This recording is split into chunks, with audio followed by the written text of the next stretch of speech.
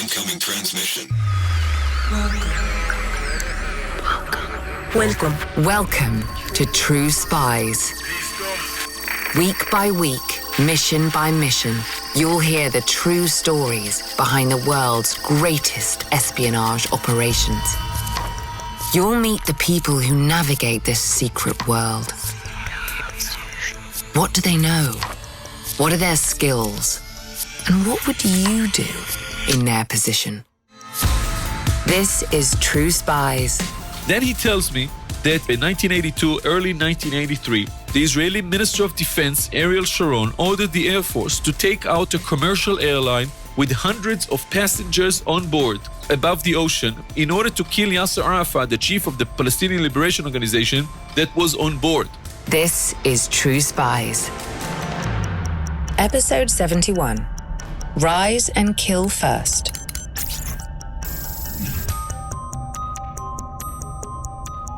This story begins in an ordinary commercial building early in 2010.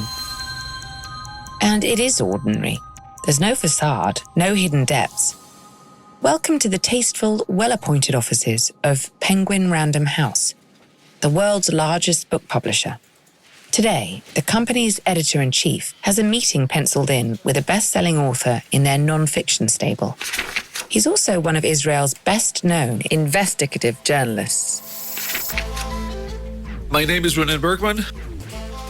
I'm an Israeli journalist. I work for the New York Times and Yediot Ahronot, Israel's biggest daily. Ronen Bergman, like many journalists, has a pet subject. I have been writing on Israeli intelligence almost since I started writing. Now, the publisher calls on Ronen to write a book that only he can write. I was asked by Penguin Random House to write the secret history of the Mossad and its use of targeted assassination as a main weapon. I happily accepted. But this is no ordinary book. To write it, Ronen had to track down members of one of the world's most effective secret services, the Mossad. More than that, he had to get them to talk. There is, I think, too active military censor that is able to screen pre-publication anything that is published on any kind of topic related to national security. And until the late 60s, it was even forbidden to say the name or to acknowledge the existence of the Mossad. It's a mission that tested the limits of Ronen's resources as a journalist. I told Random House, you can write in the contract, it will take me a year. This timescale proved to be optimistic. They said, maybe we should write a year and a half so you will not be in breach of the contract. I said, well, you can write whatever you like. It's still going to take me a year. I'm very, very precise, and I know how long things take me to write. And they said, okay. They did not comply with what I said, and they wrote a year and a half. I came to speak with 1,000 interviewees. All of them spoke with no permission. All of them spoke with no guidance or restrictions from the intelligence community. And after that, I was 6 years delayed. The book was published in 2018 under the title Rise and Kill First, The Secret History of Israel's Targeted Assassinations. But what's in a name? One of the only people who were privy to read the millions of words of transcripts from all those 1,000 interviews that I have conducted. He said, you know, Ronen, there is a sentence in the book that is a sentence in the transcripts that many of your different interviews keep on repeating. It's a quote from the Babylonian Talmud, where they say, whoever comes to kill you, rise up and kill him first. Hakam leorgecha, hashkem lehorgo. And this sentence was used by those interviewees not in order to impress me with their knowledge of Jewish scripture. They wanted to explain their mindset when taking those responsibilities, when conducting those operations way beyond enemy lines, including the use of ethically and legally and morally questionable weapons, like tortures, like infiltrating databases, like targeted assassination? Is it legally and morally justified to kill people without a trial? And the use of that sentence is their answer. I'm not saying if it's true or not. I'm saying this was the answer that they have been given. Whenever it comes to kill you, rise up and kill him first. This quote would have been close to the hearts of Israel's first leaders. The country declared independence in 1948, only a few years after the end of the Second World War. Each country, each nation, each people work and carve their future based on their history. And the history of the Jews is the Holocaust. My parents, both of them Holocaust survivors, came from Europe after the Second World War. They joined the Jews who were already in Palestine. And I think that the lessons that they drew from the Holocaust, if to summarize them, were that one, there will always be someone out there who is after us to kill us, to complete the final solution, to perform a second annihilation. At the time of its founding, the young country was beset on all sides by its enemies in the Arab world. Its first Prime Minister, David Ben-Gurion, realized that in the absence of a powerful army, Israel would need to rely on covert methods to survive.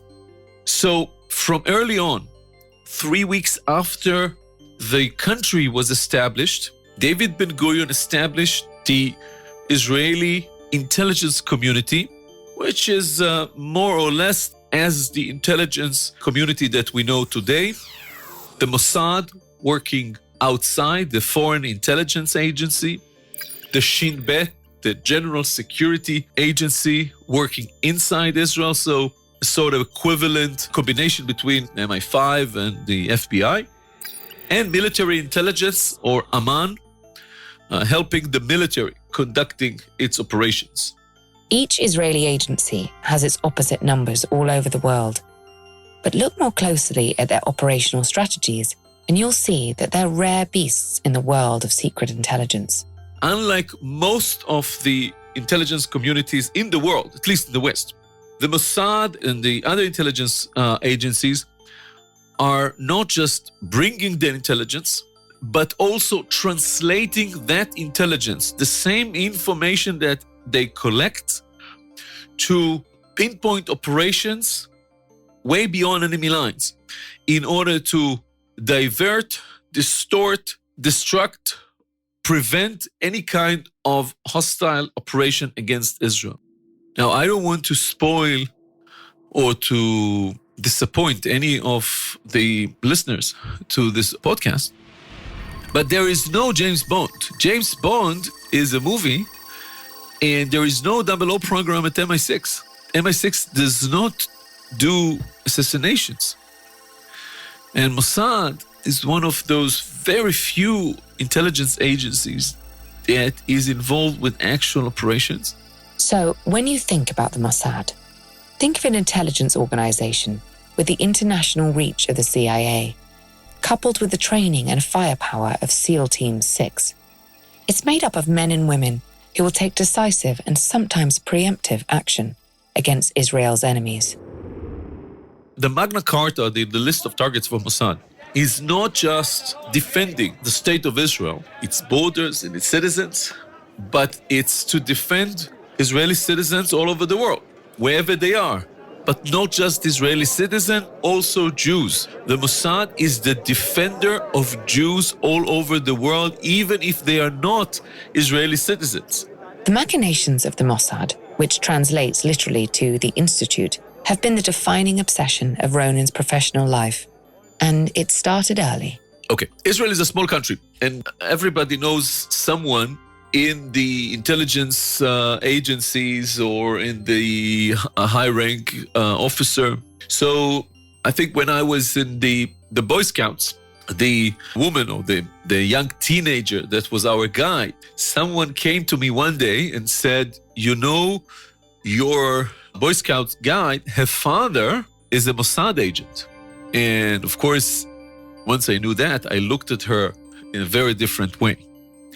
And I know that one day, her father came to pick her up, taking her home or somewhere. And I got a very good look in his face. And I was slightly disappointed. He looked like everybody else.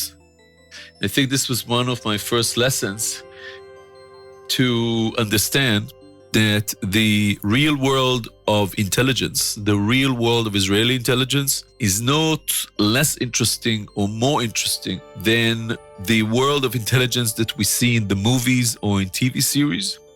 And this was by no means his last brush with the Mossad. Ronan is not a spy, but he came pretty close. In 1997-98, I did my legal internship with the Attorney General after finishing my first degree in law. When I finished the internship and passed the bar exam, so becoming a lawyer in Israel, I was approached by the Mossad. I had a relative who served there, and he suggested that I start the screening process to become a Mossad operative. In the end, Ronan declined the offer. The Mossad's strict working environment wasn't quite to his taste. Instead, he ended up following his passion for a different kind of intelligence gathering: journalism. I have been a journalist since I was 15, well, even earlier, since I was 12, for youth papers. And then when finishing my obligatory military service, I joined Haaretz, the Israeli equivalent to the New York Times. And there, from very early on, I decided to cover and write extensively on first of the Israeli intelligence services and then on national security and intelligence in the Middle East. But Ronan's relationship with Israel's intelligence community hasn't always been harmonious. In one of the attempts of the Mossad to smear me, they spread a rumor after one of my very critical stories criticizing the Mossad and its chief at that time. This was in 2005. Meir Dagan was the chief, and I published a story criticizing him and his leadership. Dagan spread a story, he got the Mossad employees gathered, and he said, "You know why Ronan Bergman is writing all those things against us? It's not because he has true facts against the Mossad or against me. This is because he was a cadet in the Mossad. And close to the end of the course, he failed and didn't finish the course. So he has a grudge against us, and this is why he's doing that." Those people know how to create a rumor that would harm your prestige. And when the time came to write Rise and Kill First, the secretive organs of the Israeli intelligence community mobilized against him once again. As early as June 2010, so only 3 months after starting to negotiate the book with Random House, Mossad already was running secret meetings how to prevent me from writing the book. During the process of working on the book, the chief of staff was asking the attorney general to prosecute me for treason. They were trying to prevent me from getting access to sources, threatening myself, threatening sources. My phone was bugged. My emails were hacked. In some cases, evidence were presented to court. In cases of prosecuting my sources, of files that were taken from my computer. So it was clear that my computer was either hacked or that people were actually approaching the computer and being able to copy material from it. Even so, Ronan doesn't condemn the Mossad outright, just its approach to transparency. Revealing its secrets has become more than a journalist's beat. It's a moral stance. I do believe that Israel enjoys one of the best intelligence communities in the world, but in contradiction to that, the inspection and oversight mechanism that the state instituted to supervise the intelligence community, to make sure that the spies are not going beyond the borders, to make sure that its agents and chiefs are complying with ethics and with democracy, are very weak. In this situation, we journalists and historians have an obligation, almost a sacred obligation, to make sure that those spies who are working in order to keep Israel safe are also keeping Israel, as we say, the only democracy in the Middle East. Ronan has spent his career building a network of contacts within the Israeli intelligence community. And before he began writing, he already had hours of interviews on record. So why did this book take the best part of a decade to write? I decided to completely disregard everything that was written on Israeli intelligence that far, because it was unreferenced, with no footnotes, with no attribution to sources, all anonymous. Remember, if Ronan's going to write this controversial book, he needs to back up his claims.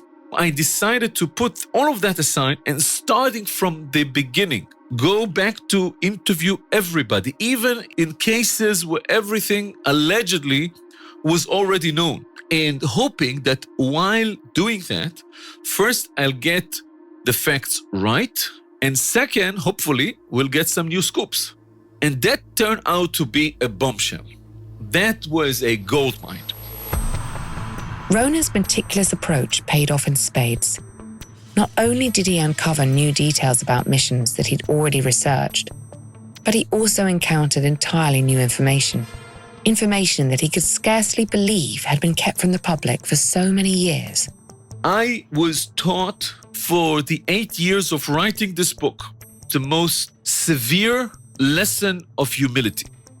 I thought that there couldn't be an important event in the history of Israeli intelligence that I didn't know about. How wrong I was.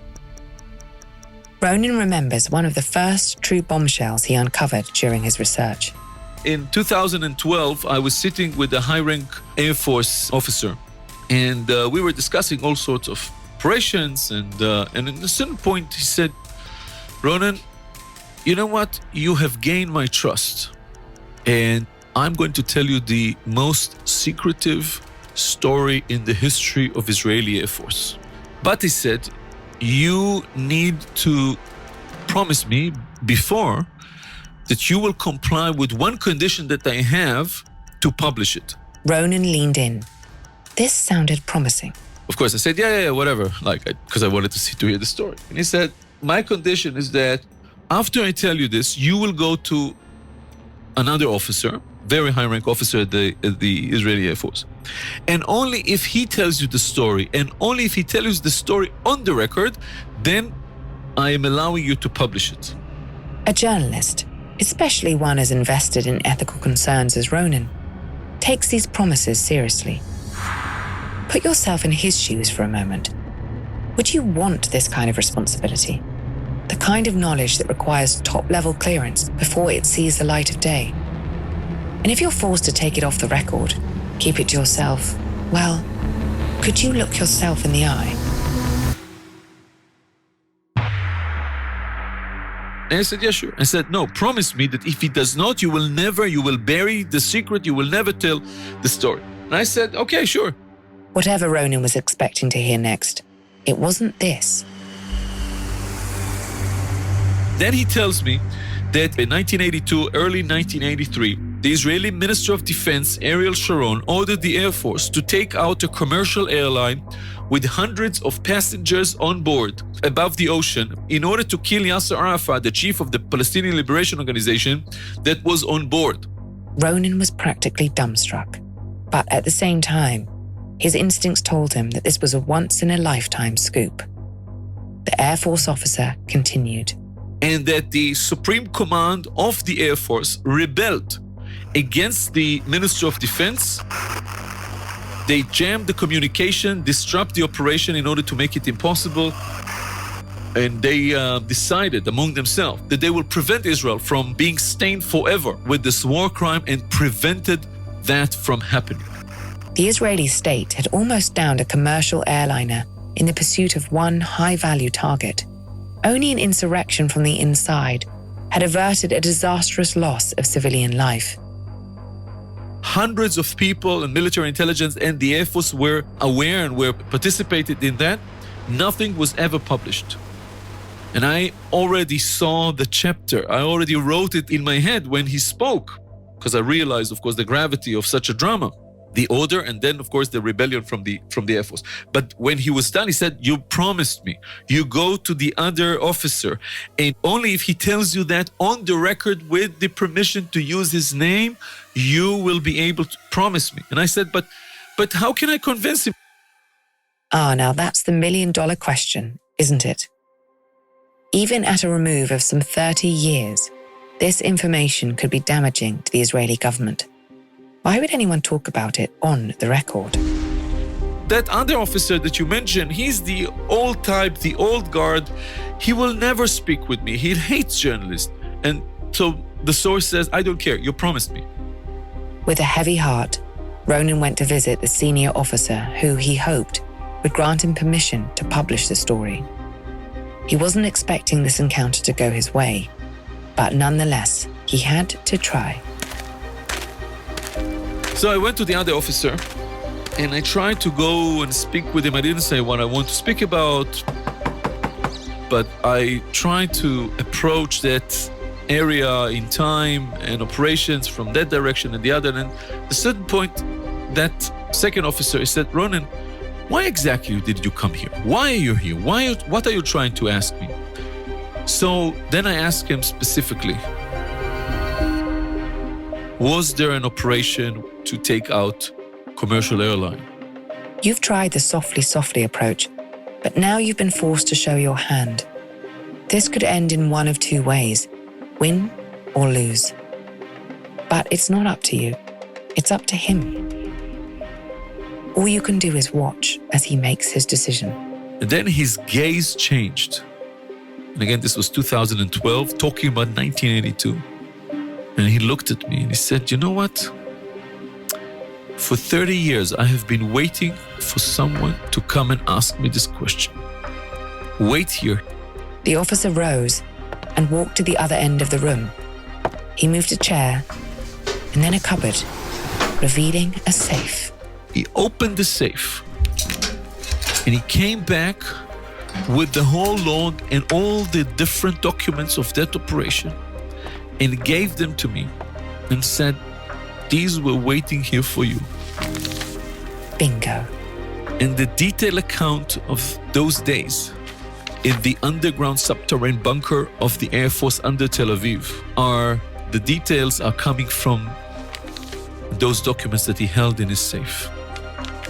And so sometimes those people, those sources, interviews were waiting for someone to ask. Sometimes the burden of history weighs heavily enough that it only takes the slightest push to get a source to talk. But not everyone that Ronan spoke to gave up their secrets as easily.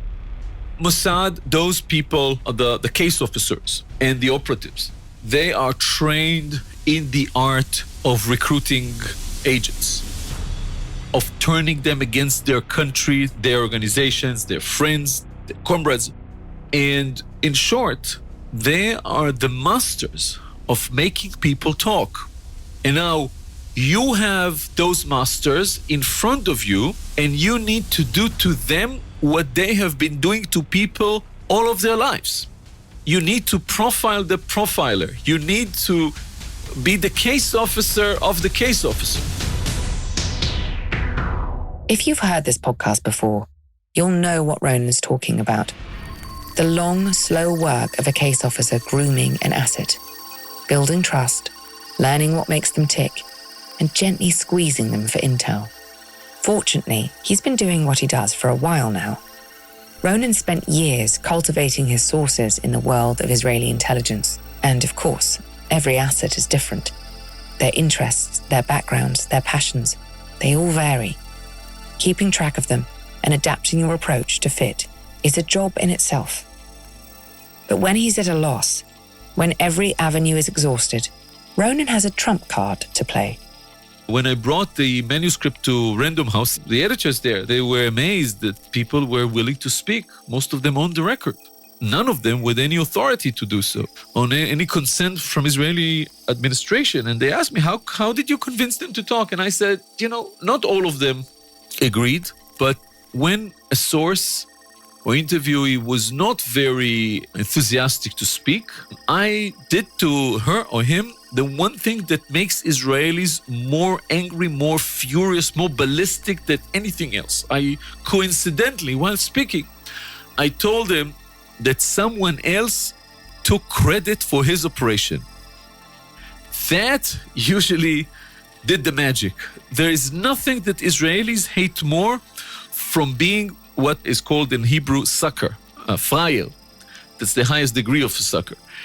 If someone took credit for their operation, so they usually say, oh, he said he did that. He was in Syria that night. No, I was there. And now I will tell you the truth. That usually opened them up and gave me what I wanted. When in doubt, go for the ego. Which brings us to our next point. Using a spy's own tradecraft against them is one thing, but you need to make sure that you're not being manipulated in kind. After all, sources aren't just sources. They're people with their own agendas. And they know that a journalist in search of a scoop might be susceptible to misinformation. In one of my encounters with a high-rank Mossad official not long ago, he said to me, Ronan, you really did a good job with me. I'm your best agent. I'm your best source. And I said to him, yeah, sure, of course. This is the trick that you all learn in the second class, the second lesson in the academy, in the course of case officer, to tell to someone that you just recruited that in fact he recruited you, so to lower his defenses. And you need to be very much aware that they might manipulate you with this information. And always have that in the back of your mind. So if you're dealing with spies, slippery characters at the best of times, how do you make sure your facts are straight? Try to bridge that fear that you are the victim of misinformation or disinformation or lack of information by corroborating as many sources as possible, by trying to differentiate what sort of interest those people have, and always suspect them and not be enchanted by the fact that you are exposed to those most secretive operations and that you are privy to know the most secretive information in the history of your country. Just look at the facts and try to understand and make sure that they are accurate. For civilians, the world of espionage is undoubtedly exciting. The opportunity to enter that world, even tangentially, is tempting. Maybe tempting enough to make a person careless, but as an intelligence gatherer, be that a journalist, a detective, or spy, the unsexy business of objectivity, sourcing, and research is the key to real success. Sometimes that can mean interviewing several people about the same sequence of events. That was the case for another highly classified episode in the Mossad's history, which Ronan managed to eke out from a variety of sources. So the first person who told me about this was Rafi Eitan.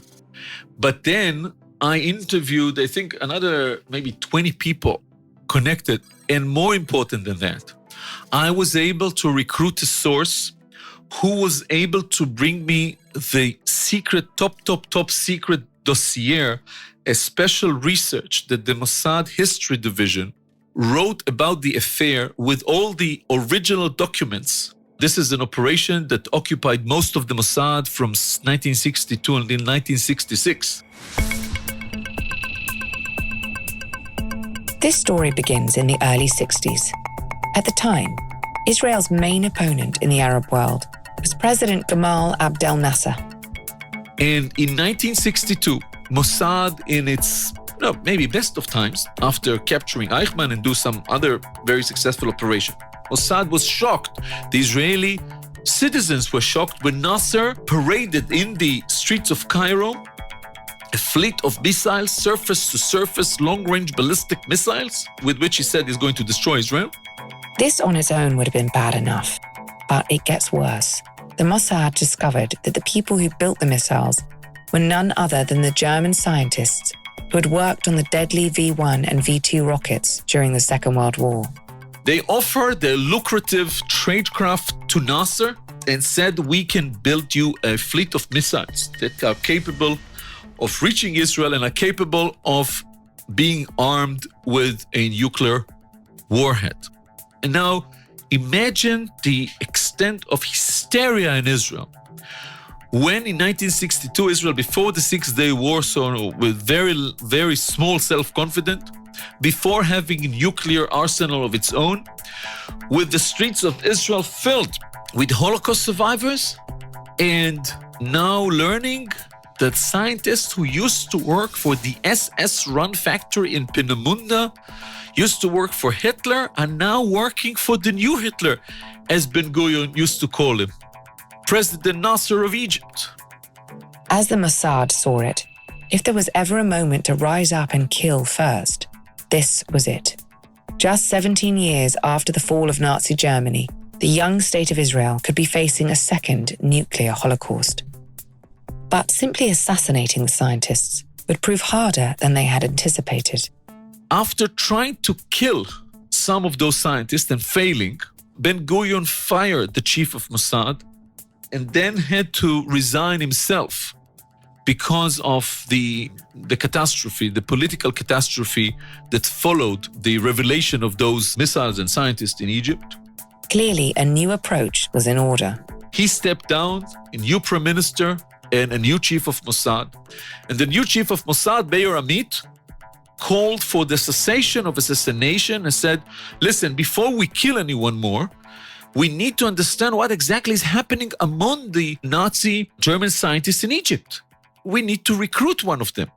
But how do you recruit a Nazi when you are a Mossad officer? How indeed. Fortunately, the Mossad had no shortage of young men with big ideas.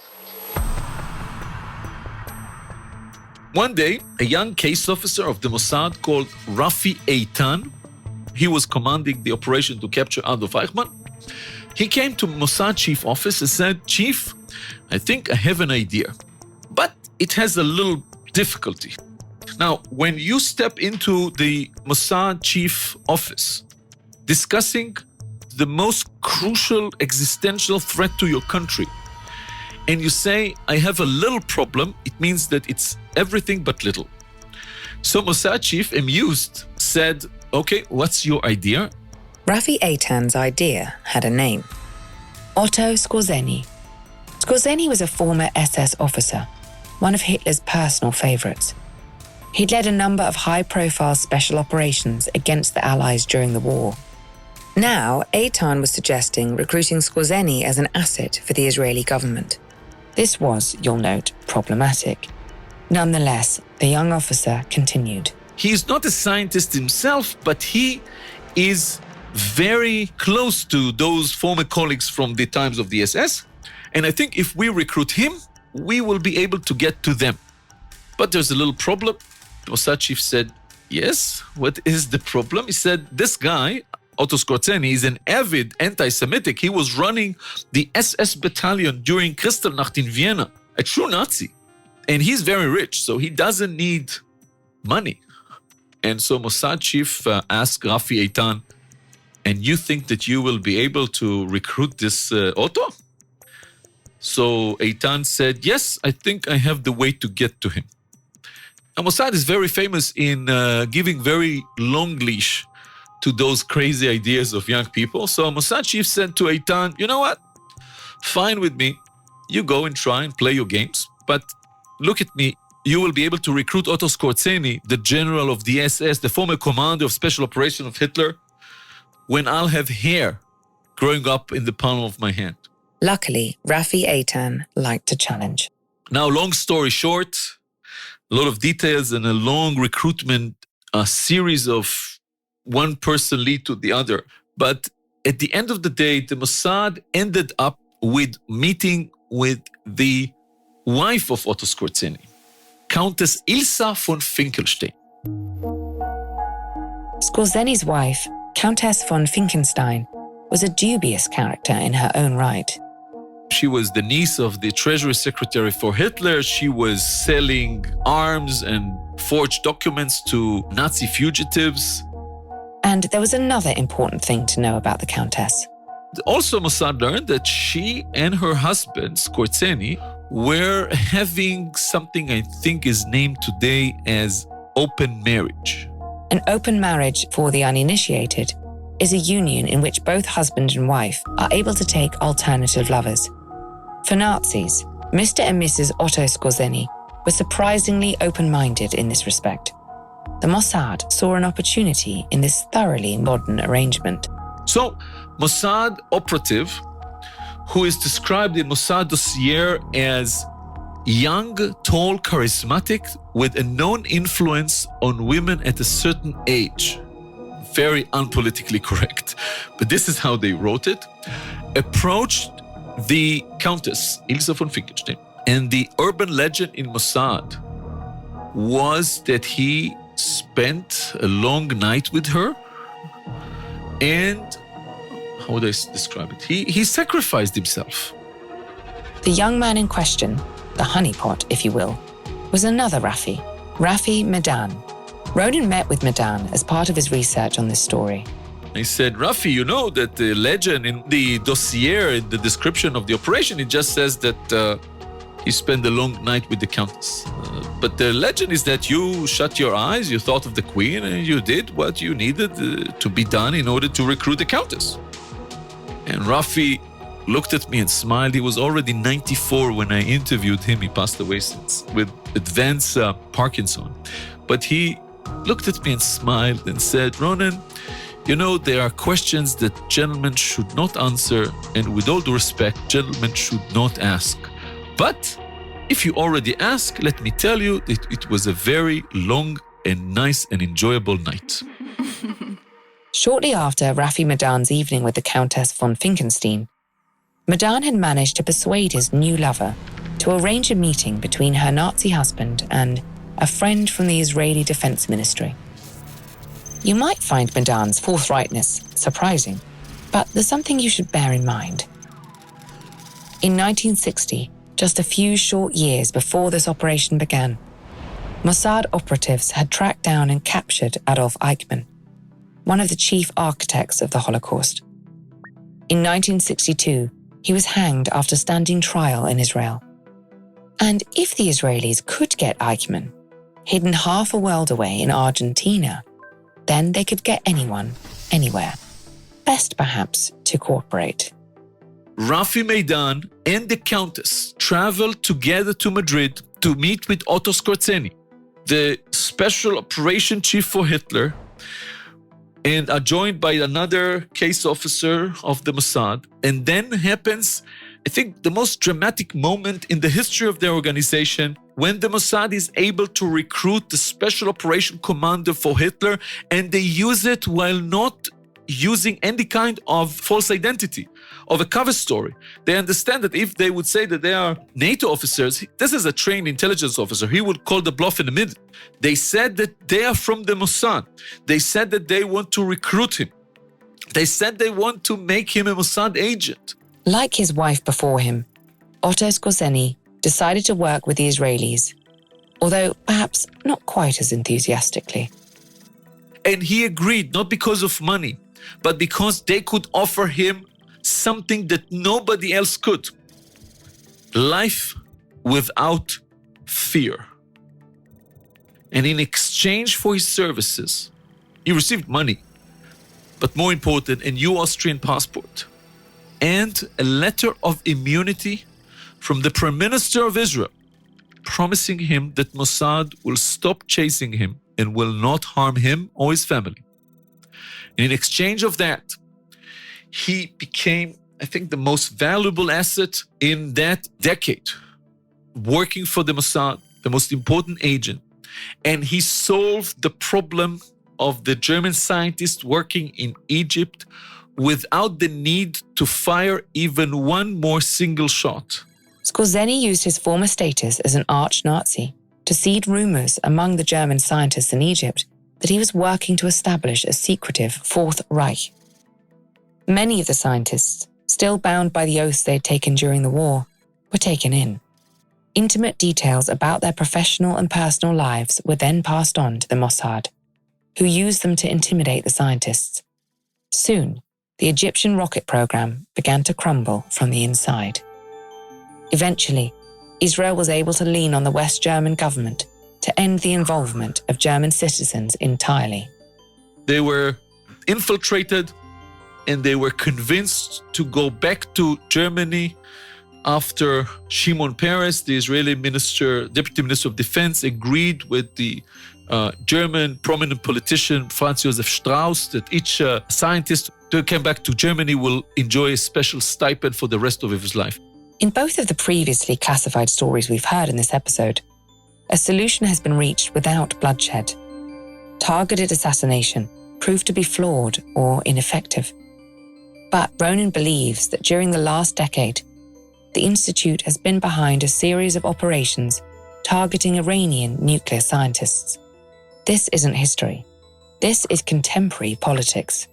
When they commissioned the first operation to try and kill Mohsen Fakhrizadeh, the professor for nuclear physics and the top nuclear scientist of the Iranian atomic project, a young woman, an intelligence officer, stood up at the headquarters of Mossad and said, we are discussing the killing of this scientist. My father, she said, works for the Israeli Atomic Energy Committee. Very senior official there. And if we determine that Israel is entitled to kill Mohsen Fakhrizadeh, then the meaning of that is that my father is also a legitimate target of Iran. And if we kill him, that could legitimize killing my father. And from an ethical point of view, what's the difference? So killing scientists is always the hardest challenge. Israel's actions against Iran scientists were allegedly put on hold after the US and Iran signed the 2015 Joint Comprehensive Plan of Action. That's the Iran nuclear deal to you and me. However, Ronan believes that the Mossad followed through on an earlier plan to eliminate Mohsen Fakhrizadeh, a senior official in the Iranian nuclear program. On November the 27th, 2020, Fakhrizadeh was moving with a heavily armed convoy through a small village outside of Tehran, the Iranian capital. A sniper machine gun opened fire from a vehicle station just by the main road and was able to take out Fakhrizadeh alone, just him, his wife, all the bodyguards or the straying dog that ran around. None of them was even scratched. Only him was killed, and Iran believes, the Iranian Revolutionary Guard claim, that it was not humans who killed him, but it was a killer robot. In this instance, killer robot means satellite-controlled machine gun turret, which sounds a little less far-fetched. Ronan thinks that the Revolutionary Guard might be onto something. And I said to someone speaking about this operation not long ago, I said, those Revolutionary Guards, they are lying all the time, including inventing stories about me, telling that because they don't understand how a journalist can be independent. And always a journalist writing on intelligence, according to the way they see the world, has to be part of the intelligence, so claiming that I am part of the Mossad.